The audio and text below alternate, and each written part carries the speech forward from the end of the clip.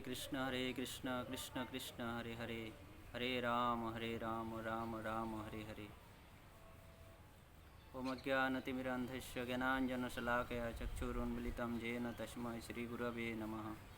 श्रीचैतन्यमनोभीष्टं स्थापितं येन भूतले स्वयं रूपः कदा मह्यं ददाति सबल्पदान्तिकं। वन्देऽहं श्रीगुरु श्रीयुतपदकमलं श्रीगुरून् वैष्णवांश्च श्रीरूपं साग्रजातं सहगण रघुनाथान्वितं तं सजीवं साद्वैतं सावधूतं परिजनसहितं कृष्णचैतन्यदेवं श्रीराधाकृष्णपादान् सहगण ललिता श्रीविशाखान्वितांश्च। नमो विष्णुपादाय कृष्णपृष्ठाय भूतले श्रीमते भक्तिवेदान्तस्वामिनिति नामिने। नमस्ते सरस्वते देवे गौरवाणी प्रचारिणे निर्विशेषशून्यवादी पाश्चात्यदेशतारिणे। नमो महावदन्याय कृष्णप्रेमप्रदायते कृष्णाय कृष्णचैतन्यनामने गौरतिसे नमः। नित्यानंद नमस्तुभ्यं प्रेमानंदप्रदायिने कलो कल्मषनाशाय जन्मभापते नमो नमः। आजानुलम्बितभुजो कनकायवदतो संकीर्तनैकपितरो कमलायताक्षो विश्वम्भरो द्विजवरो जुगधर्मपालो वन्दे जगत्प्रियकरो करुणावतारो। पंचतत्त्वात्मकं कृष्णं भक्तरूपस्वरूपकं भक्तवतारं भक्ताख्यं नमामि भक्तशक्तिकं। हे कृष्ण करुणा सिंधु दीनबंधु जगत्पते गोपेश गोपिकाकांत राधाकांत नमस्तुते। तप्त कांचन गौरांगी राधे वृंदावनेश्वरी वृषभानुसुते देवी प्रणमामि हरिप्रिये। वृंदावै तुलसीदेव वै प्रिया वै केशवस्य च विष्णुभक्तिप्रदे देवी सत्यवत्यै नमो नमः। जय श्री रूप श्री सनातन भट्ट रघुनाथ श्री जीव गोपाल भट्ट दास रघुनाथ। ए छय गोसाई करी चरण बंदन जहाँ होते विघ्ननाश अभिष्ट पुराण। पंछा कल्पतरुभ्य कृपा सिंधुभ्यैव च पतितानां पावनेभ्यो वैष्णवेभ्यो नमो नमः। जय श्री कृष्ण चैतन्य प्रभु नित्यानंद श्री अद्वैत गदाधर श्रीवासादि गौर भक्तवृंद। हरे कृष्ण कृष्ण कृष्ण हरे हरे, हरे राम राम राम हरे हरे, हरे कृष्ण। तो हम लोग इस वृंदावन दास ठाकुर के आविर्भाव तिथि उपलक्ष्य से हम लोग संकल्प लिए हैं वृंदावन के 6 गोस्वामियों के संबंध में श्रवण करने का। तो हम लोग पहले 6 गोस्वामियों के बारे में थोड़ा परिचय, श्रील प्रभुपाद की उक्ति कि क्यों हमें ये हमारे पूर्वतन आचार्य जो है उन लोगों का ग्रंथ अध्ययन करना चाहिए, उन लोगों के निर्देशों उन लोगों के दिखाए गए पथों का अनुसरण करके हमें जीवन पथ में चलना चाहिए। और अगर हम नहीं चलते हैं तो प्रभुपाद अगर हम इस सब को नहीं मानते हैं, पूर्वतन आचार्यों के ग्रंथों को नहीं पढ़ते हैं, अगर इस प्रकार सोचते हैं कि पढ़ने का ज़रूरत नहीं है, तो इस प्रकार के भक्त को प्रभुपाद कपटी भक्त कहे हैं। तो इस प्रकार से हम लोग कल संक्षेप में जो भूमिका से संक्षेप में जान पाए।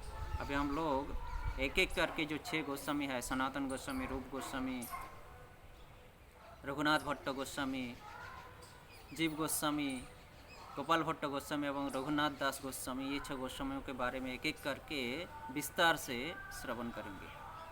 तो पहले हम लोग सनातन गोस्वामी पाद के विषय में श्रवण करेंगे आज हम लोग। तो सनातन गोस्वामी पाद जो थे वो श्री कृष्ण चैतन्य महाप्रभु के अत्यंत प्रिय पार्षद थे और गौड़ीय वैष्णवों के श्रीधाम वृंदावन के लुप्त स्थानों के उद्धार कार्यों में और वैष्णव स्मृति शास्त्र निर्माण आदि में ये आचार्य रूप में विख्यात है। वैष्णव समाज में, गौड़ीय वैष्णव समाज में ये आचार्य रूप में, प्रधान आचार्य के रूप में ये सनातन गोस्वामी भूमिका निभाती है।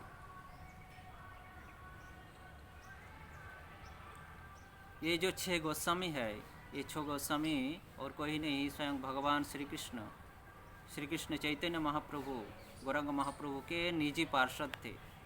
निजी परिकर, निजी पार्षद होने नाते भी ये लोग इस संसार में, इस धराधाम में आकर एक संसार आसक्त व्यक्ति के जैसे जीवन निर्वाह किए थे।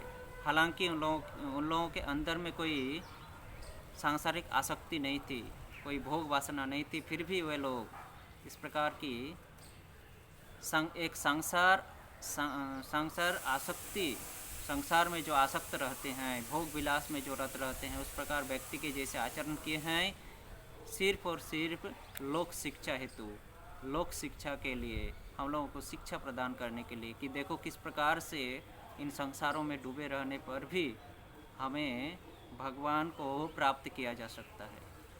तो अगर हम इन 6 गोस्वामियों के जीवन चरित्रों के बारे में श्रवण करेंगे, जानेंगे, तो हम अपने जीवन के पथ को बदल सकते हैं।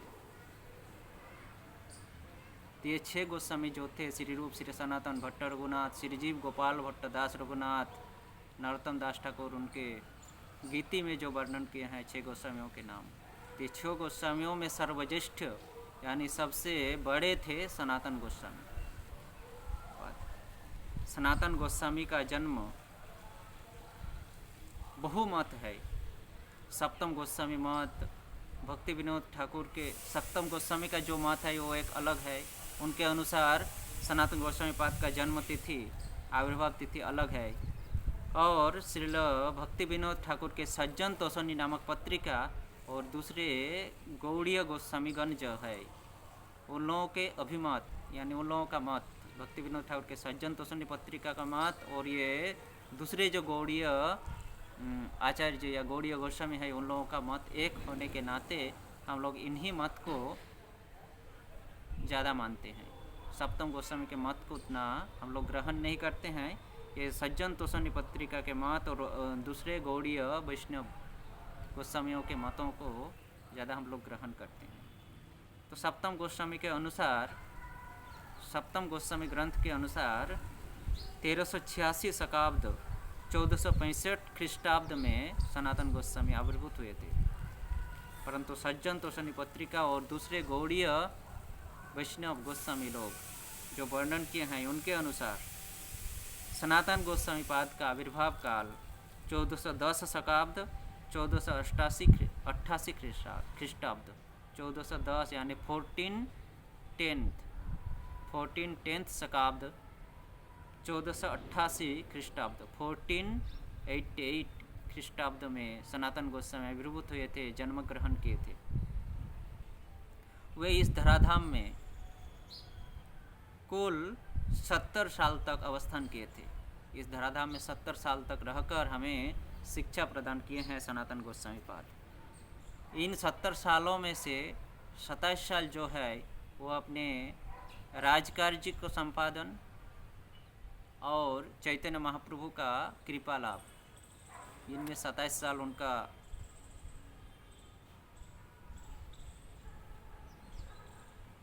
अतिबाहित किए थे, 27 साल वो बिताए थे।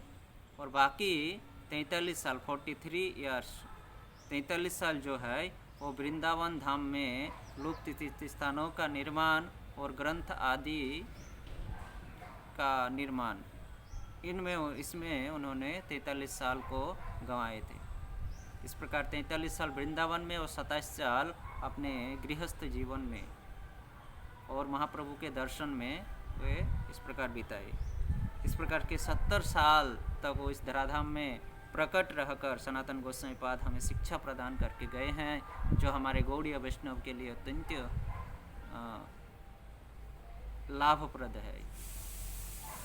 इस प्रकार से 70 साल के बाद 1480 यानी 1480 शकाब्द 1558 ख्रीष्टाब्द 1558 ख्रीष्टाब्द में आषाढ़ी पूर्णिमा तिथि के दिन, आषाढ़ महीना पूर्णिमा तिथि के दिन सनातन गोस्वामी पाद अंतर्धान लीला में प्रवेश करते हैं, यानी नित्य लीला में प्रवेश करते हैं।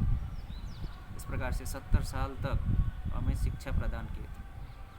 27 साल तक गृहस्थ आश्रम की शिक्षा, किस प्रकार गृहस्थाश्रम में रहकर भी राजकार्यों में सुख भोग आदि विलास में रहकर भी भगवान का दर्शन हम प्राप्त कर सकते हैं, उनके चरणों का कृपा हम प्राप्त कर सकते हैं। इसको 27 साल की उम्र तक हमें ये शिक्षा प्रदान किए हैं और 43 साल की उम्र में कि हमारे अंतिम जीवन को, गृहस्थ जीवन को छोड़कर हमें वानप्रस्थ संन्यास जीवन, वानप्रस्थ जीवन, उसके बाद संन्यास जीवन के लिए हमें अग्रसर होना चाहिए। इसके लिए उन्होंने चैतन्य महाप्रभु के निर्देश के अनुसार और श्रीधाम वृंदावन में रहकर अत्यंत कठिनाइयों के साथ, हम लोग कल भूमिका में सुने थे कितनी कठिनाइयाँ अपने जीवन को नौछावर करते हुए, दिन को दिन नहीं, रात को रात नहीं, बारिश, ठंडी, गर्मी, उस समय बिजली लाइट नहीं थी, टूटी फूटी रास्ता थी, कांटे कंकड़ों से भरे हुए थे, उस जंगल पूर्ण रास्ता में कांटे कंकड़ पत्थर में चल चल कर लुप्त स्थानों का उद्धार,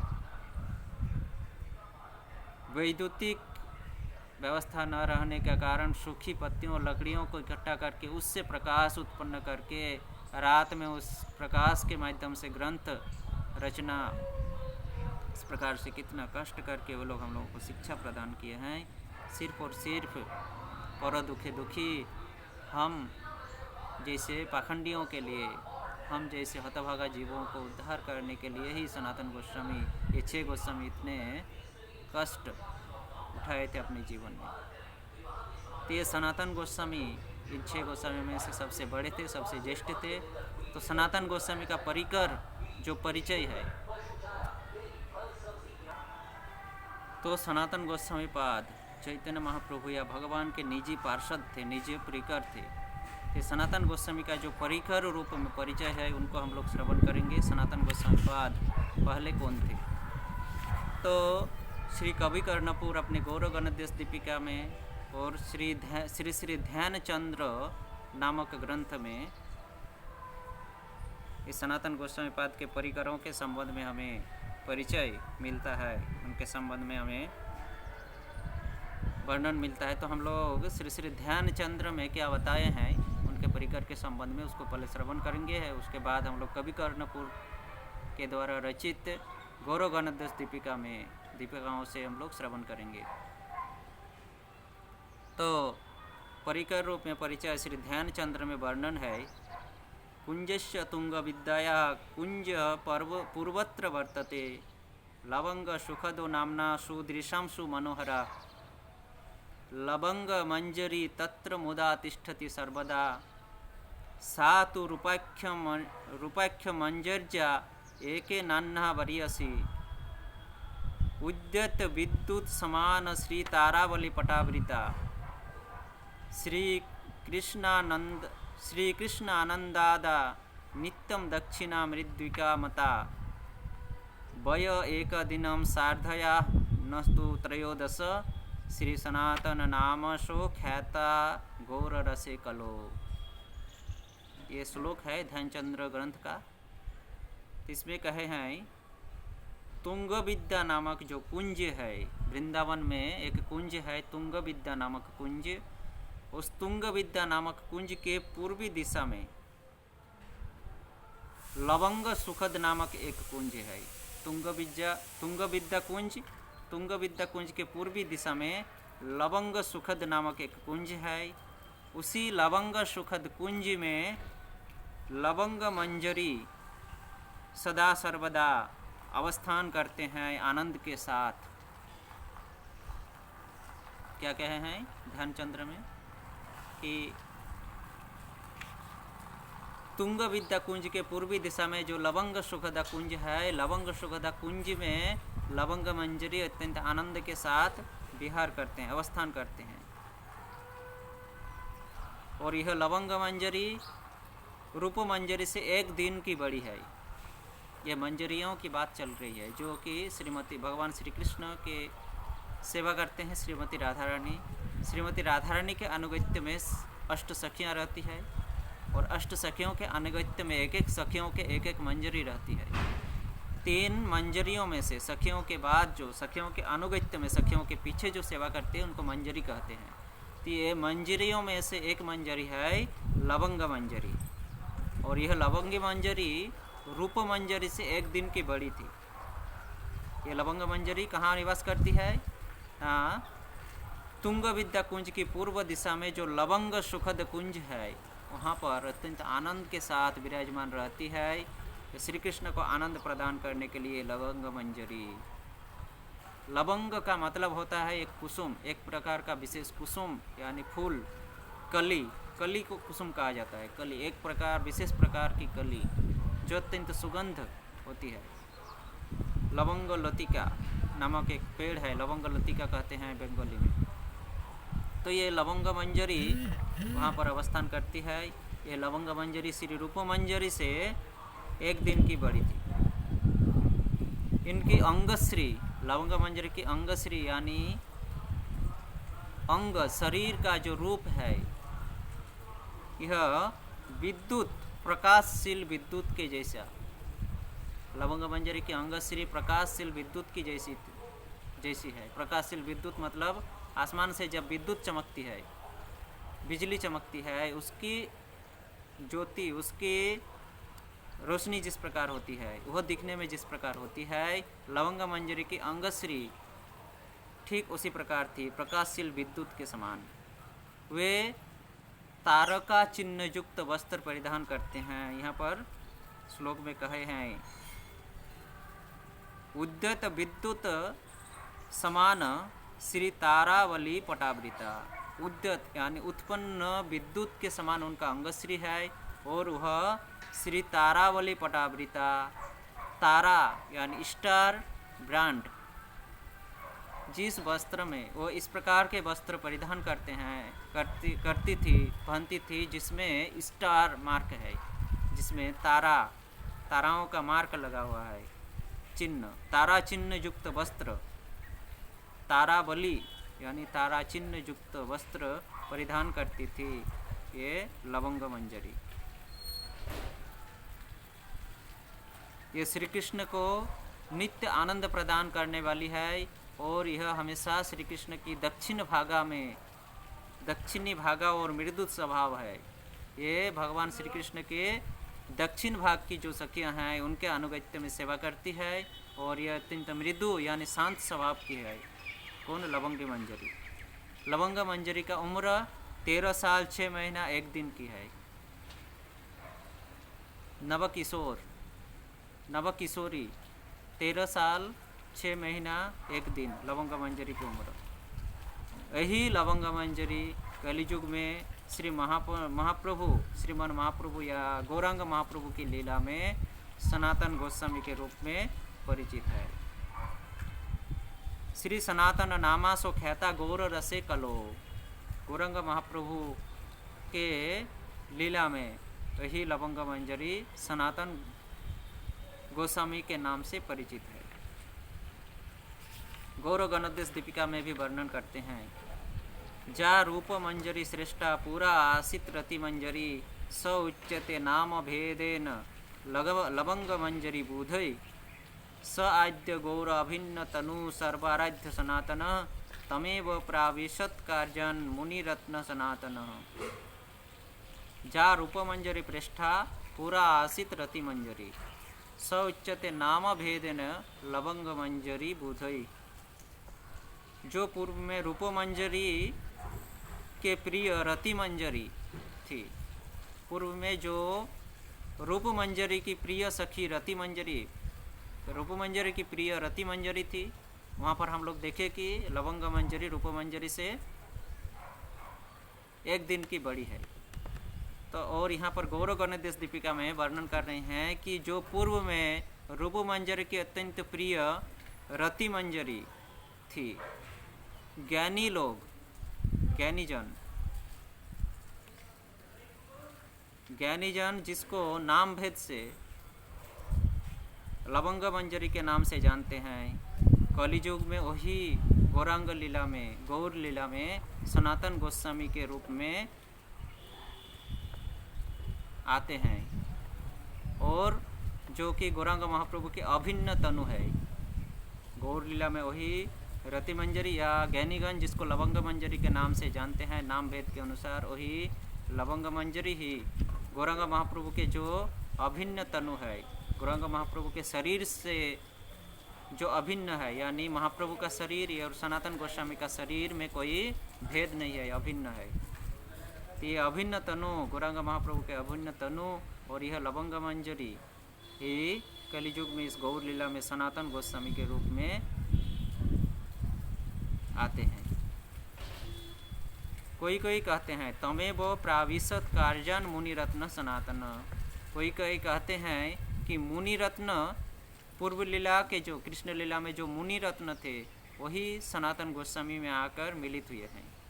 किसी किसी का मत है, किसी किसी का कहना है कि पूर्व लीला यानी कृष्ण लीला में मुनिरत्न जो थे वही सनातन गोस्वामी के साथ आकर मिलित हुए हैं।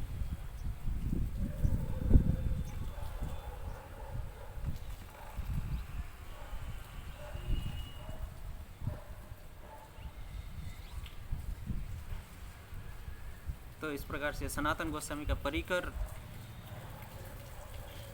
के रूप में हम लोग परिचय देखें।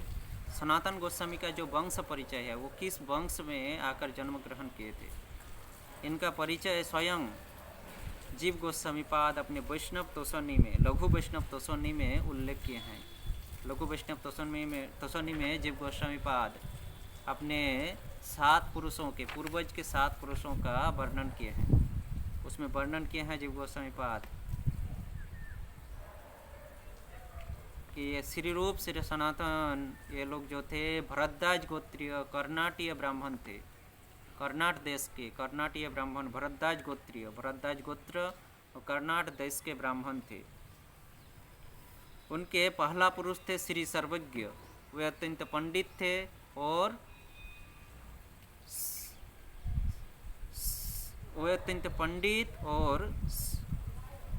परम पूज्य थे। वे ब्राह्मण कर्नाटीय ब्राह्मण थे, भरद्वाज गोत्रीय। तो इन लोगों के जो पहला पुरुष, प्रथम पुरुष श्री सर्वज्ञ जिनका नाम है, वे अत्यंत पंडित थे और वह परम पूज्य थे, सभी के पूजनीय थे, जिसके कारण सभी लोग उनको जगत गुरु के नाम से पुकारते थे। इस तरह श्री सर्वज्ञ सभी के परम पूज्य थे, सभी के पूजनीय थे, इसलिए इनको जगत गुरु के नाम से पुकारते थे। और जगत गुरु कुछ समय के लिए कर्नाट देश के राजा भी बने थे। 1303 शताब्द में जगत गुरु कर्नाट देश के राजा भी बने थे, जमींदार। और जगत गुरु के एक पुत्र थे जिनका नाम था श्री अनिरुद्ध। वह भी कुछ समय तक इस जमींदारी राजकार्य में भाग लिए थे 1338 शताब्द में। तो जगत गुरु का पुत्र अनिरुद्ध, और अनिरुद्ध के 2 पुत्र थे, रूपेश्वर और हरिहर। रूपेश्वर बड़े थे और हरिहर छोटे थे। ये अनिरुद्ध के जो रूपेश्वर और हरिहर, रूपेश्वर शास्त्र में विशारद थे और हरिहर शस्त्र में विशारद थे। शास्त्र यानी ग्रंथ आदि में ये विशारद थे, पंडित थे रूपेश्वर। और हरिहर शस्त्र यानी अस्त्र शस्त्र चलाने में ये बहुत विशारद, तीक्ष्ण, मतलब बहुत तीक्ष्ण थे।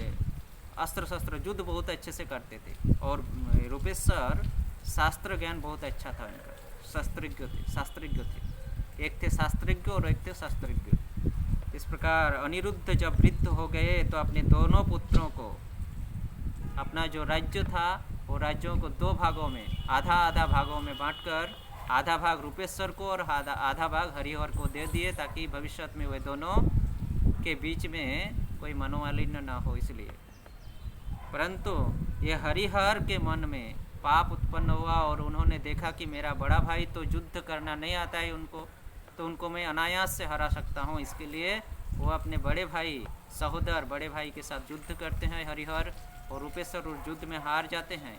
और इस प्रकार अपने भाइयों के द्वारा राज्य छीने जाने के कारण वह दुखी होकर अपने पत्नियों के साथ सस्त्रीक उस कर्नाट देश को छोड़कर पौरस्त्य देश में आ जाते हैं। और वहाँ पर शिखरेश्वर नामक एक राजा के साथ, वो पौरस्त्य देश के जो राजा थे शिखरेश्वर, उस शिखरेश्वर के साथ मित्रता करते हैं और उनके राजधानी में निवास करने लगते हैं। ये रूपेश्वर के पुत्र थे पद्मनाभ। रूपेश्वर के एक पुत्र थे जिनका नाम था पद्मनाभ। पद्मनाभ रूप, गुण, धन, मान, विद्या, बुद्धि में अत्यंत प्रसिद्ध थे। रूपेश्वर के पुत्र पद्मनाभ रूप, गुण, धन, मान, विद्या, बुद्धि में अत्यंत प्रसिद्ध थे। परवर्ती में बाद में ये रूपेश्वर के पुत्र पद्मनाभ पौरस्त्य देश को त्याग करके बंग भूमि, गौड़ देश, बंग भूमि में रहने का इच्छा प्रकाश किए, इच्छा व्यक्त किए, और वह पौरस्त्य देश को छोड़कर पद्मनाभ बांग्लादेश, जो कि अभी बांग्लादेश के नाम से विख्यात है, बांग्लादेश में नोईहाटी, नवहट्ट ग्राम, नवहट्ट या नोईहाटी, ये दो नामों से पहचाना जाता है इस गांव को, नवहट्ट ग्राम में आकर बस गए, अपना वासस्थान किए।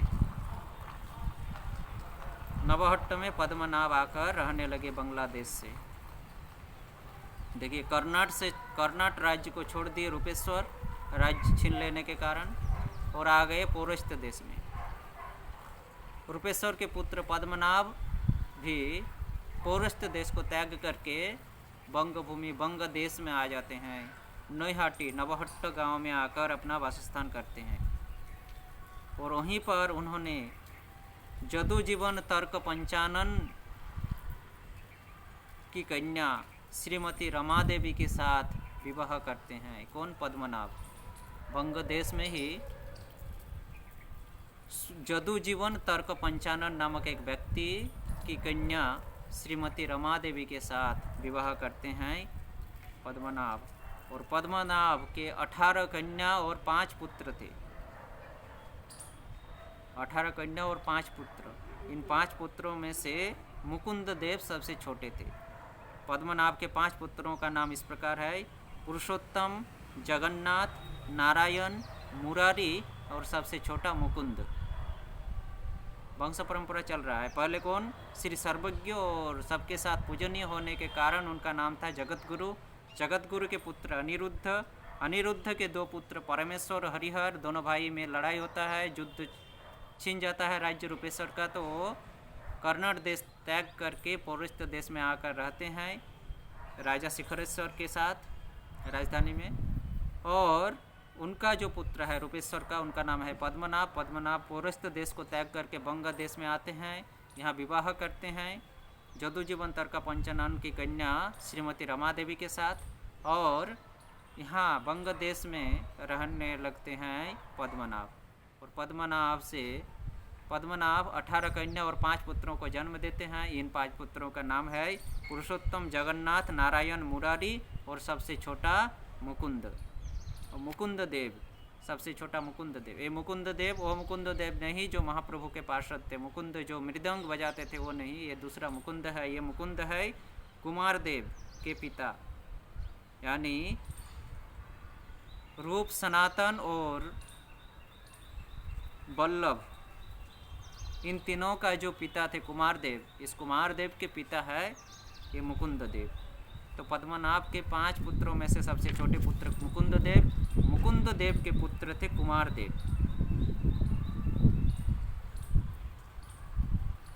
कुमार देव अत्यंत आचारनिष्ठ थे, धर्मपरायण थे, आचारनिष्ठ थे। तो इन बंग देश में जब धर्म विप्लव आंदोलन शुरू हुआ तो उन्होंने, यानी कुमार देव ने बंग देश को त्याग करके, नईहाटी, बंग देश को नहीं, इस नईहाटी में सर्वप्रथम धर्म विप्लव शुरू हुआ था। नईहाटी, बंग देश के नईहाटी गांव में सर्वप्रथम धर्म विप्लव शुरू हुआ था। तो वहाँ जब धर्म विप्लव शुरू हुआ तो उस स्थान को, उस बंग देश के नईहाटी गांव को, नवहट्ट गांव को छोड़कर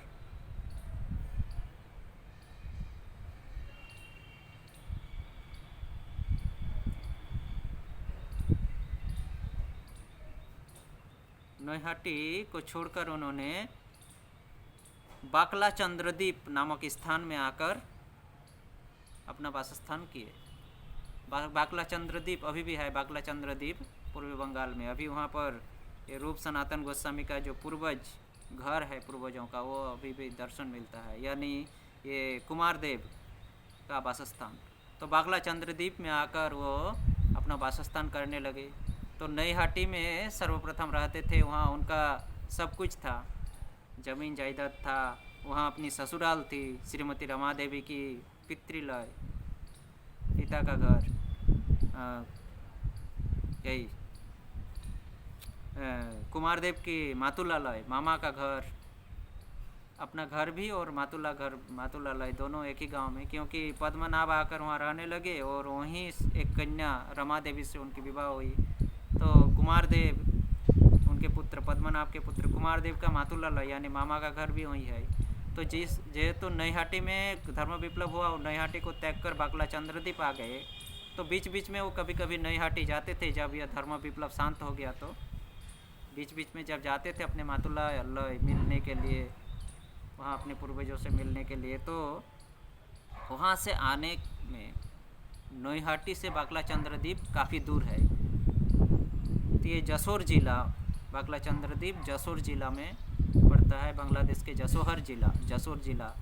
तो ये दोनों के बीच में एक गांव है फतेहाबाद, अभी भी फतेहाबाद नामक गांव है। फतेहाबाद नामक गांव में भी उन्होंने एक गृह निर्माण किए थे। कौन? कुमारदेव। ताकि नईहाटी से जब बागला चंद्रदीप आएंगे या बागला चंद्रदीप से जब नईहाटी जाएंगे तो बीच रास्ते में विश्राम के लिए उन्होंने फतेहाबाद में भी एक गृह निर्माण किए थे। तो आने जाने के समय वो फतेहाबाद में रुकते थे। तो फतेहाबाद में भी एक घर था और बागला चंद्रदीप में वो पूरी तरह से रहते थे, वासस्थान थे।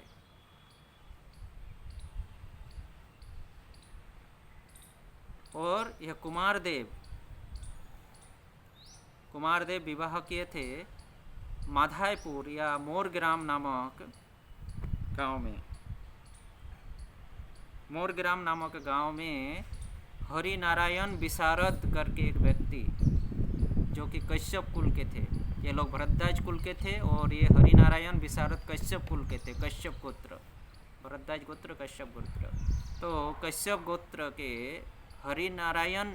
श्री हरिनारायण विशारद की कन्या रेवती देवी, श्रीमती रेवती देवी के साथ कुमारदेव का विवाह हुआ था। यह रेवती देवी या श्री हरिनारायण विशारद रहने वाले थे माधाईपुर गांव या मोरग्राम गांव। यह मोरग्राम गांव जो गौड़ नगर है, यानी गौड़ हुसैन शाह की जो राजधानी है, उसकी उत्तर दिशा में एक नदी बहती है जिसका नाम है महानंदा नदी। इस महानंदा नदी की पूर्वी तट पर यह माधाईपुर गांव उपस्थित है, यह माधाईपुर गांव विराजमान है। तो ये गौड़ नगर की उत्तर दिशा में महानंदा नदी जो बहती है, महानंदा नदी की पूर्वी तट पर माधाईपुर नामक गांव की श्री हरिनारायण विशारद की कन्या श्रीमती रमा देवी के साथ कुमारदेव का विवाह होता है। तो कुमारदेव के अनेकों पुत्र थे, रघुनंदन आदि अनेकों पुत्र थे। ये रघुनंदन, एक दूसरा रघुनंदन है जो कि पश्चिम बंगाल के बर्धमान जिले के रघुनंदन, जिनके हाथ से स्वयं गोपाल जी लड्डू खाए थे, वो रघुनंदन अलग है। और ये रघुनंदन कुमारदेव के पुत्र रघुनंदन ये अलग है। ये सनातन गोस्वामी के वंशजों में आते हैं। तो ये कुमारदेव के अनेकों पुत्र थे, रघुनंदन आदि अनेकों पुत्र थे, जिनमें से 3 पुत्र प्रधान थे, उनके प्रिय थे, अत्यंत प्रिय थे। और गौड़ीय वैष्णव के प्राण कहा जाता है जिन 3 पुत्रों को। वह 3 पुत्र है अमर, संतोष और अनुपम, जिनका चैतन्य महाप्रभु नाम रखे श्री सनातन, श्री रूप और श्री वल्लभ। ये कुमारदेव के 3 पुत्र अमर, संतोष और सनातन, आगे चलकर जो अमर, संतोष और अनुपम, जो आगे चलकर सनातन, रूप और श्री वल्लभ के नाम से परिचित हुए। तो ये अमर, संतोष और अनुपम के पिता कुमारदेव, ये लोग जब बालक थे, बाल्यावस्था में ही कुमारदेव की मृत्यु हो गई, कुमारदेव ने शरीर छोड़ दिए। तो इन तीनों भाइयों ने विद्या अर्जन करने के लिए, शिक्षा प्राप्त करने के लिए अपने मातुलालय, कहाँ रहते थे? बाकला चंद्रदीप में। और कुमारदेव का विवाह हुआ था महानंदा नदी की पूर्वी तट की गांव माधाईपुर या मोरग्राम, जहाँ पर गौड़ हुसैन शाह की राजधानी थी। उस माधाईपुर में इन लोगों का मातुलालय यानी मामा का घर। ये अमर, संतोष और अनुपम तीनों भाई अपनी पिता की मृत्यु के बाद अपने मातुलालय में आ गए शिक्षा अर्जन करने के लिए। मातुलालय में रहकर ये लोग शिक्षा अर्जन करने लगे। और बाद में वे लोग कालक्रम में वे लोग यहीं पर गौड़ हुसैन शाह के राजकार्य में भाग लिए थे। तो इस प्रकार से वे लोग इस गौड़ देश में कहाँ के रहने वाले थे? कर्नाटक के। इस प्रकार से लघु वैष्णव तोसनी में जीव गोस्वामी पाद अपने वंशजों का, सप्तम वंशजों का परिचय देते हैं। इस प्रकार से वे लोग कहाँ थे? कर्नाटक देश में। कर्नाटक से आगे बंग देश, गौड़ देश में, गौड़ देश के अधिवासी बन गए। तो इस प्रकार से उनका वंश परिचय है।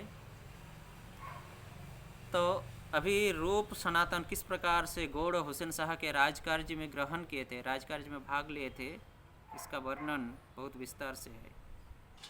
तो उस समय के राजागण, राजा लोग जो होते थे वो ऊंचा मीनार बनाया करते थे, जिसको मंदिरा स्तंभ कहते हैं। मंदिरा स्तंभ। इस स्तंभ के ऊपर, इस मीनार के ऊपर चढ़कर उस समय के राजा अपने राजधानी को दर्शन करते थे। दूर दूर तक ऊंचे स्थानों से, बहुत ऊंचा होता था, और उसमें चढ़कर वो अपने राजधानी को निरीक्षण करते थे, दर्शन करते थे राजा लोग चढ़कर। तो ये हुसैन शाह भी उसी प्रकार का एक मीनार स्तंभ, मंदिर स्तंभ बनाने का निर्णय लिया था। और ये हुसैन शाह के पास एक बहुत बड़ी इंजीनियर थी, राजमिस्त्री, जो कि कंस्ट्रक्शन के काम करते हैं, जिनका नाम था पीरू शाह। तो ये हुसैन शाह ने पीरू शाह को कहा कि मुझे एक मीनार, सबसे अच्छा, सबसे सुंदर, सबसे बड़ा मीनार तैयार करना है। पीरू शाह ने कहा, हुजूर ठीक है, मैं कर दूंगा। पीरू शाह के प्रति बहुत भरोसा था हुसैन शाह का, क्योंकि उनको पता था ये बहुत सुदक्ष कारीगर है, बहुत अच्छा मीनार कंस्ट्रक्शन इंजीनियर है। तो उन्होंने, पीरू शाह ने बनाना शुरू किया मीनार स्तंभ।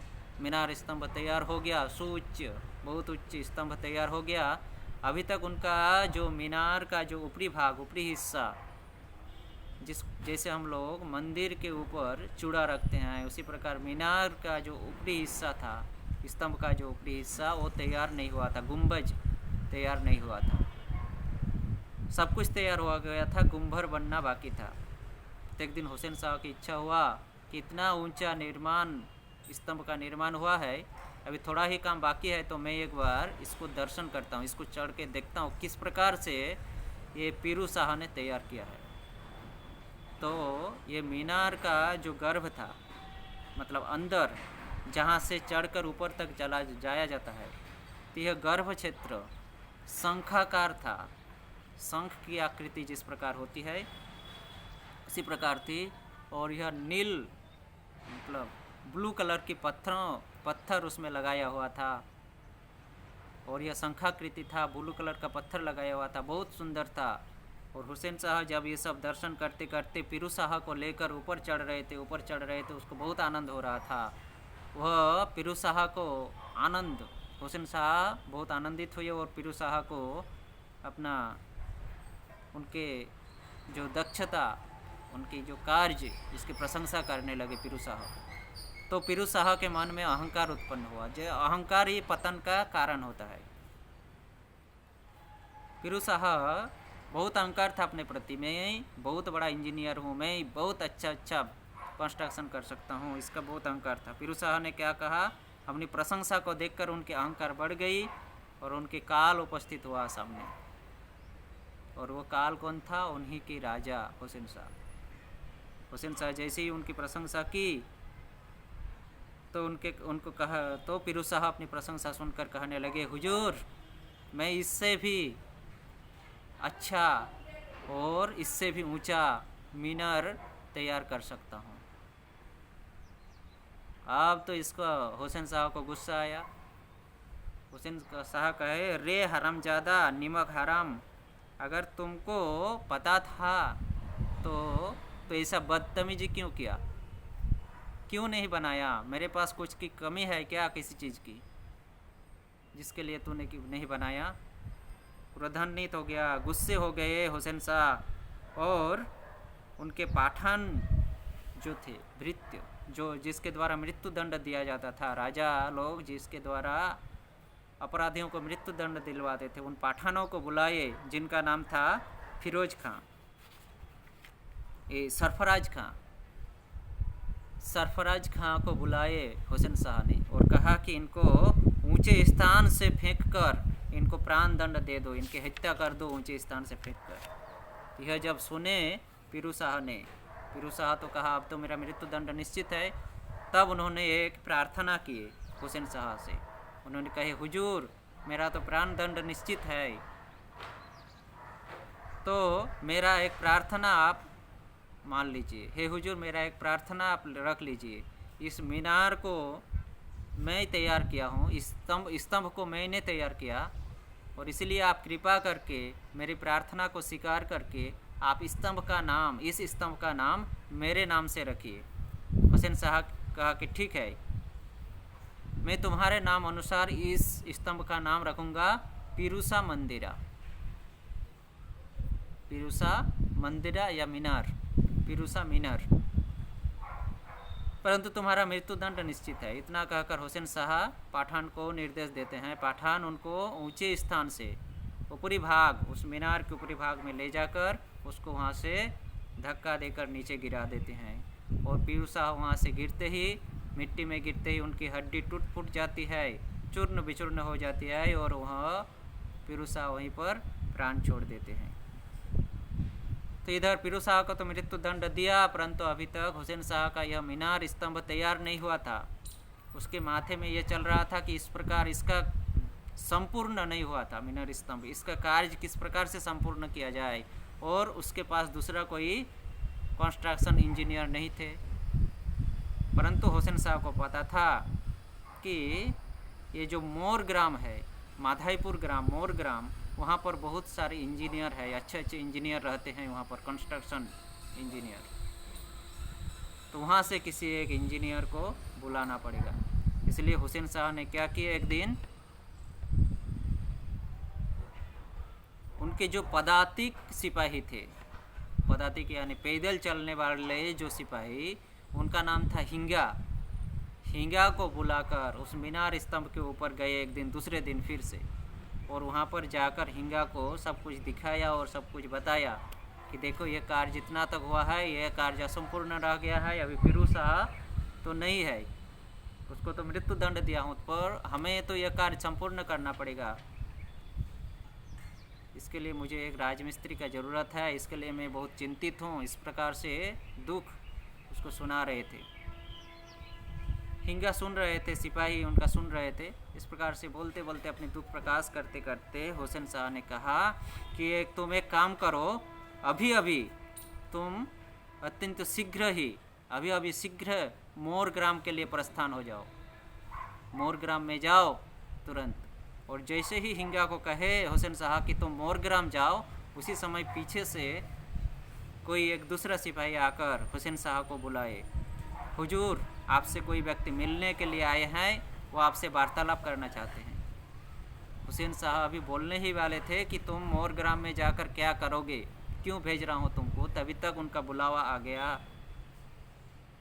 हुसैन शाह वहाँ से जल्दी जल्दी उतर कर आ जाते हैं। अभी हिंगा को आधा बात ही बताए थे कि तुम मोर ग्राम जाओ, अभी क्या करना है, किस लिए जाना है, नहीं बताए। तो हिंगा को डर था, इसके पहले तो एक दुर्घटना घट ही गया था, एक का प्राण दंड हुआ था बातों की अवमानना करने से। हिंगा को बहुत डर था कि कहीं दोबारा पूछने के लिए जाऊंगा और राजा का तो दिमाग खराब है और कहीं मेरे को भी कुछ दंड न प्रदान कर दें। इसलिए हिंगा ने क्या किया, वो वहाँ से तुरंत चल दिए। कहाँ के लिए, ये माधाईपुर मोर ग्राम के लिए। और मोर ग्राम तो आ गए। मोर ग्राम पहुंचकर वो सोचने लगे कि मैं यहाँ तो आ गया उनके आदेश से, मैं तो उनसे पूछा भी नहीं और वो मुझसे बताया भी नहीं, तो मैं यहाँ पर क्या करूँगा। इसके लिए वो चिंतित हो गए कि मैं इस कार्य को अगर संपूर्ण नहीं कर पाऊँगा तो उस पीरू शाह के जैसा मेरा भी मृत्यु दंड निश्चित है। इस भय से वो कोई दिनों तक मोर ग्राम में घूम रहे थे। चंचल था उसका मन। और ठीक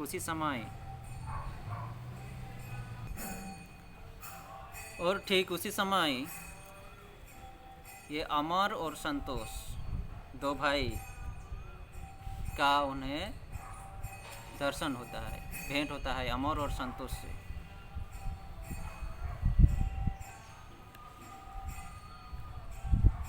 अमर और संतोष मिलता है किसको?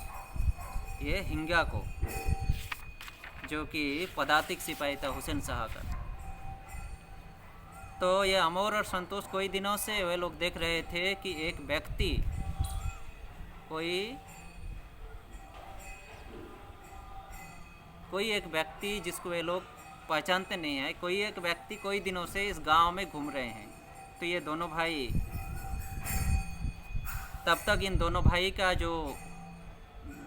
विद्या अर्जन कर चुके थे। इनका जो पंडित्व था चारों ओर फैल गया था, सबको इन लोगों को बहुत मानते थे।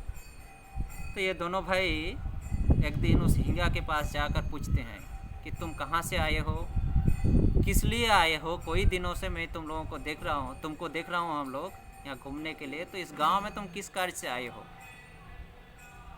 तो हिंगा को बताते हुए तो हिंगा ने कहा कि इस प्रकार अपना दुख बताया कि मुझे राजा ने इस प्रकार कहा है, मोरग्राम के लिए भेजा है, परंतु किस लिए भेजा है वो नहीं बताया। मैं तो डर से आ गया, उनको पूछ भी नहीं पाया कि मैं किस लिए जाना है, क्यों जाना है, क्या काम है, इतना पूछ नहीं पाया। मैं डर से तो आ गया, परंतु यहाँ आकर मैं क्या करूँ मुझे कुछ समझ में नहीं आ रहा है।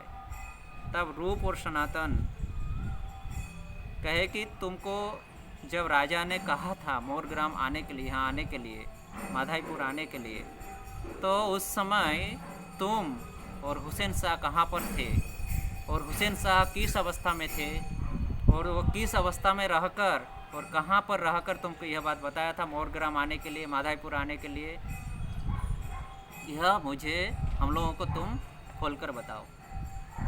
तो यह हिंगा सब कुछ बताया, वो मीनार की तैयारी, मीनार का आधा तैयार होना,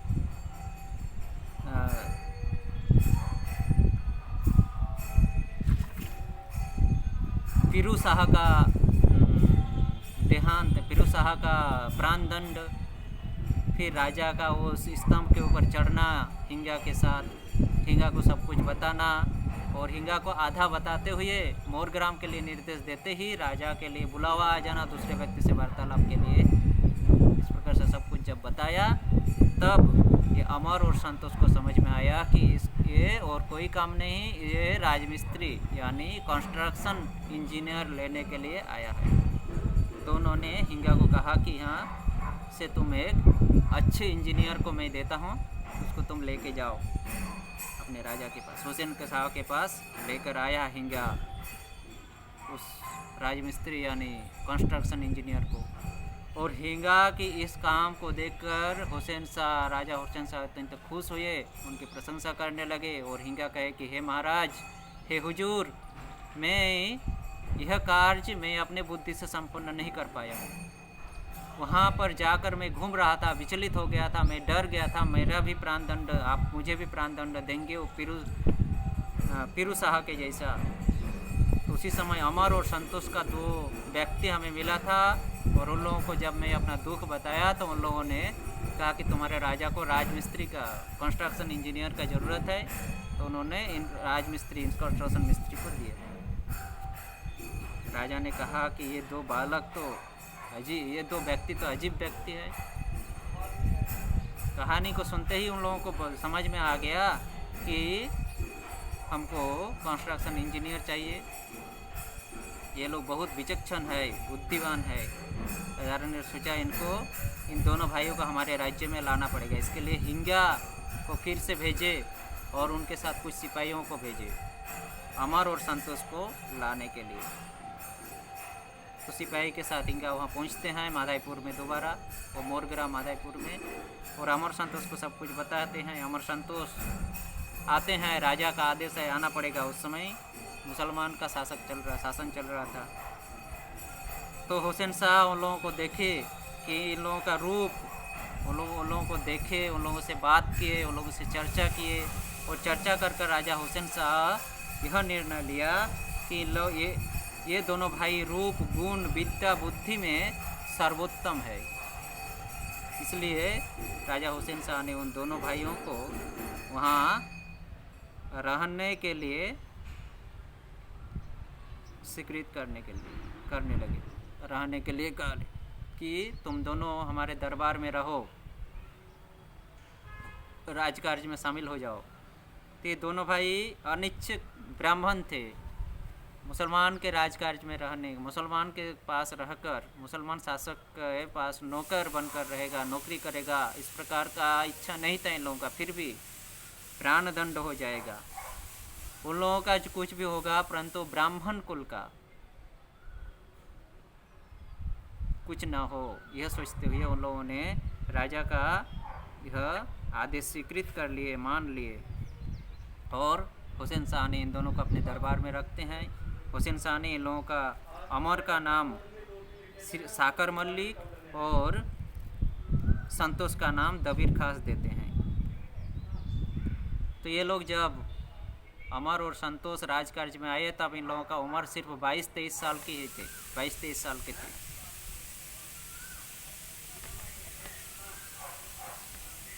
तो हुसैन शाह उन लोगों के लिए अच्छे उन लोगों को रहने के लिए सुव्यवस्था कर दिए, सब कुछ व्यवस्था। जिस प्रकार एक राजा, वह राजा जिस प्रकार से सुख विलास करते थे, सुख विलास में रत रहते थे, उसी प्रकार ये अमर और संतोष जो उनके दो सेवक थे, उन दोनों सेवकों का भी उसी प्रकार की व्यवस्था कर दिए राजा ने। और इन दोनों का नाम बदलकर साकर मल्लिक दबीर खास नाम देकर वहाँ पर रख लिए।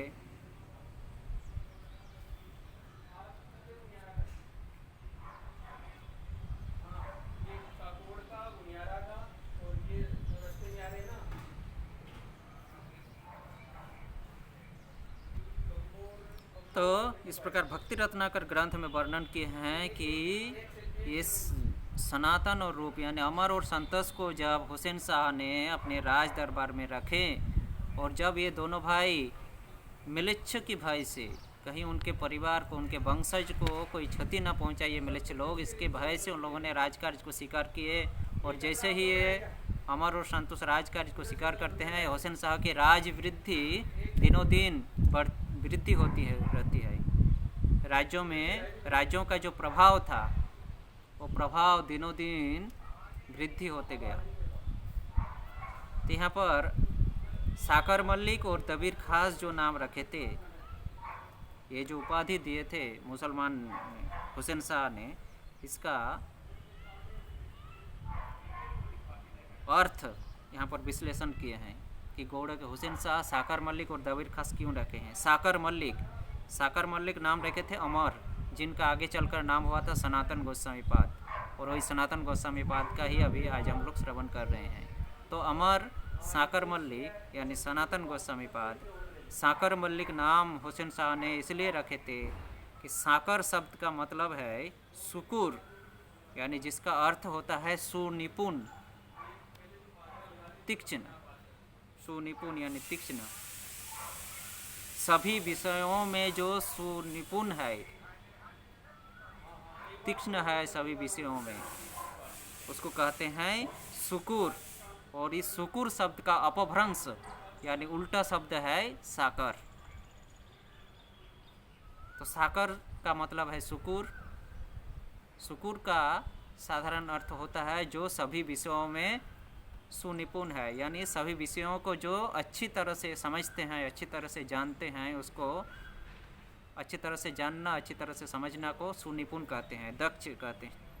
सभी विषयों में जो दक्ष, उसको सुनिपुण कहते हैं। तो सुकुर या साकर मल्लिक का अर्थ होता है सुनिपुण, सभी विषयों में सुनिपुण। और ये सुकुर शब्द का ही उल्टा शब्द है साकर। अभी मल्लिक शब्द का रूप मतलब है महल्लिक। मल्लिक शब्द का जो असली रूप है, असली नाम है, वह जो असली शब्द है, मल्लिक शब्द का जो असली शब्द है वह है महल्लिक। महल्लिक का ही उल्टा शब्द है मल्लिक। यह महल्लिक का अर्थ है ज्ञान वृद्ध, यानी ज्ञानियों में से श्रेष्ठ। ज्ञानियों में जो श्रेष्ठ है यानी ज्ञानियों में जो वृद्ध है, बुजुर्ग है, उसको महल्लिक कहा जाता है। और महल्लिक का ही उल्टा शब्द है मल्लिक। यानी ये साकर मल्लिक का शब्द है ज्ञानियों में श्रेष्ठ और सभी विषयों में सुनिपुण, सभी विषयों में सुनिपुण और ज्ञानियों में श्रेष्ठ कौन थे? ये साकर मल्लिक यानी सनातन गोस्वामी पाद। सनातन गोस्वामी पाद आगे भी हम लोग श्रवण किए कि सनातन गोस्वामी पाद गौड़ीय वैष्णवों में प्रधान आचार्य थे और सर्वज्येष्ठ थे गौड़ीय वैष्णवों में से। हुसैन शाह ये जो साकर मल्लिक नाम रखे, सुकूर और महल्लिक सर्व विषयों में सुनिपुण, तीक्ष्ण और ज्ञानियों में वृद्ध या श्रेष्ठ, साकर मल्लिक।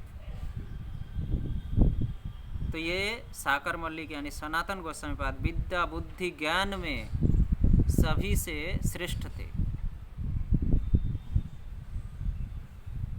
हुसैन शाह ने इसके लिए इनका नाम रखे साकर मल्लिक। और सभी विषयों में ये पारदर्शी थे, सभी विषयों में पारदर्शी थे, ज्ञान विद्या बुद्धि में सभी से श्रेष्ठ थे, इसलिए हुसैन शाह इनका नाम रखे क्या?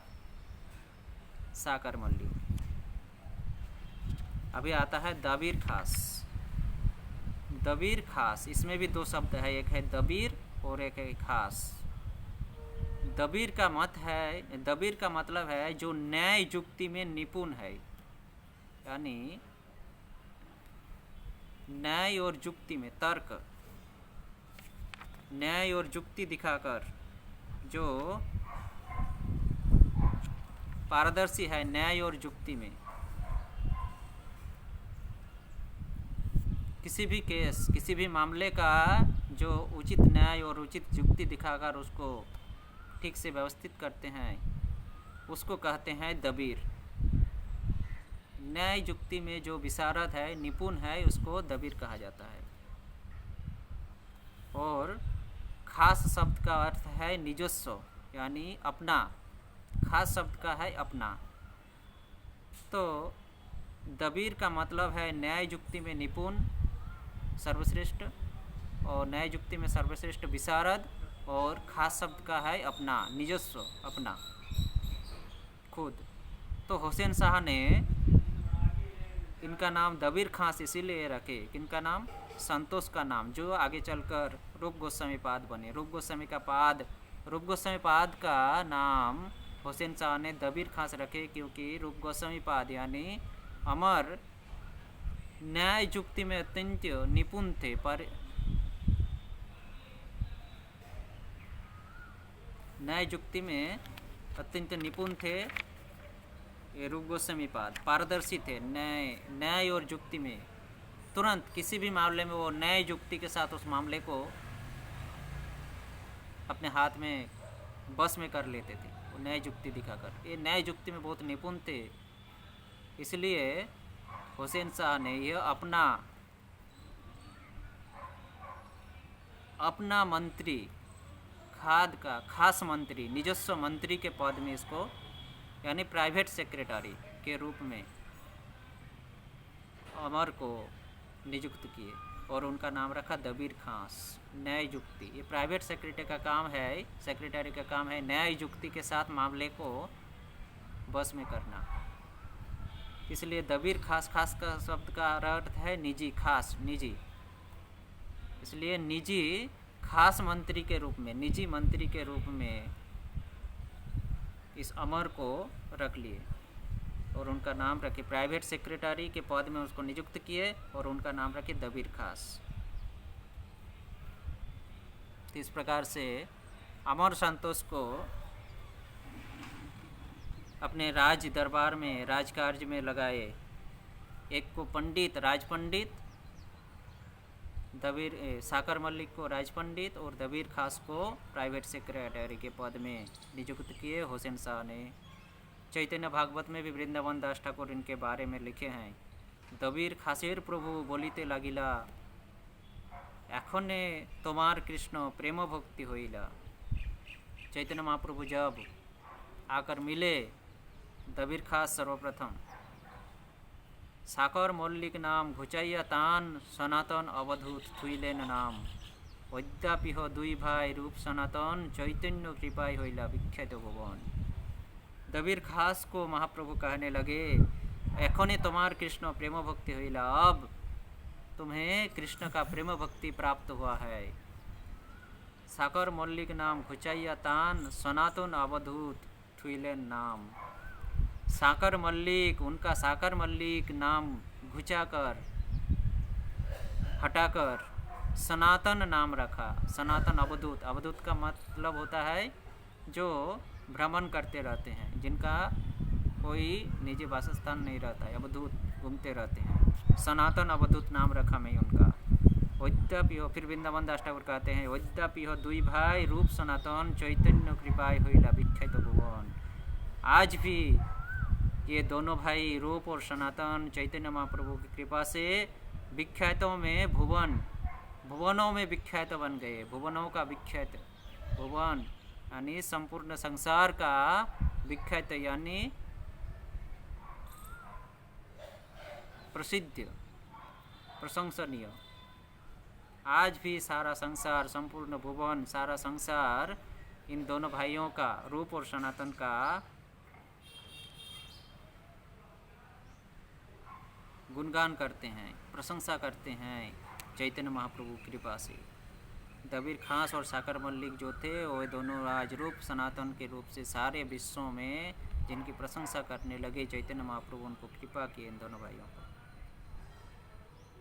इस प्रकार से सनातन गोस्वामी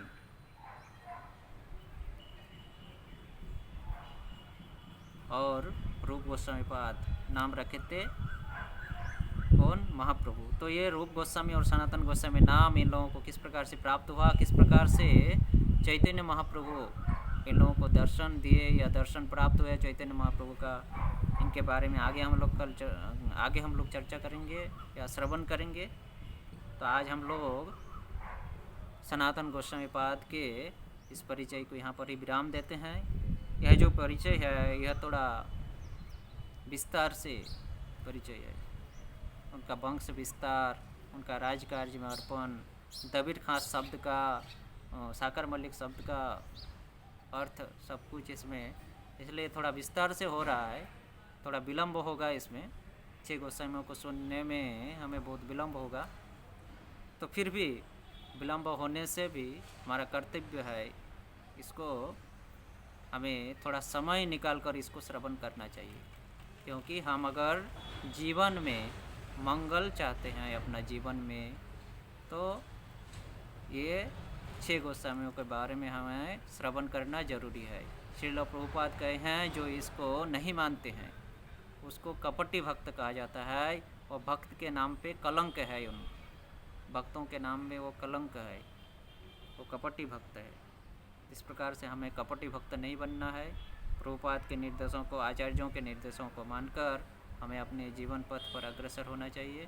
इसके लिए हमें जीवन पथ में अग्रसर होने से पहले हमें ये 6 गोस्वामियों के द्वारा दर्शाए गए पथों का अनुसरण करना पड़ेगा, और इसको अनुसरण करने के लिए हमें इन 6 गोस्वामियों के बारे में जानना होगा।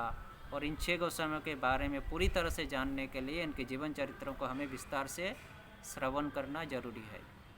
इसलिए मैंने सोचा था कि ये विस्तार से होगा, फिर भी इसको हम थोड़ा सबके साथ चर्चा, सबके साथ श्रवण करते हैं। अगर इस संकल्प में, इस व्याख्या में बंगभाषी होने के कारण अगर कुछ भूल दोष समझाने में, भाषा में तो कुछ भूल दोष त्रुटि हो, तो सभी वैष्णवों से मैं क्षमा प्रार्थना मांगता हूँ। सब कोई मुझे अपना मानकर क्षमा करें। हरे कृष्ण।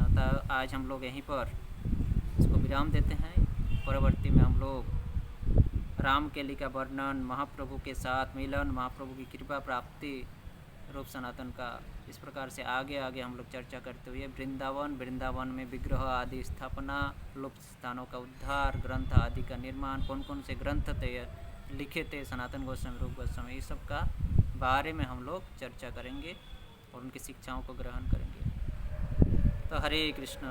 जय श्रील सनातन गोस्वामी पाद की जय, श्रील प्रभुपाद की जय, निताय गौर परमानंदे हरि।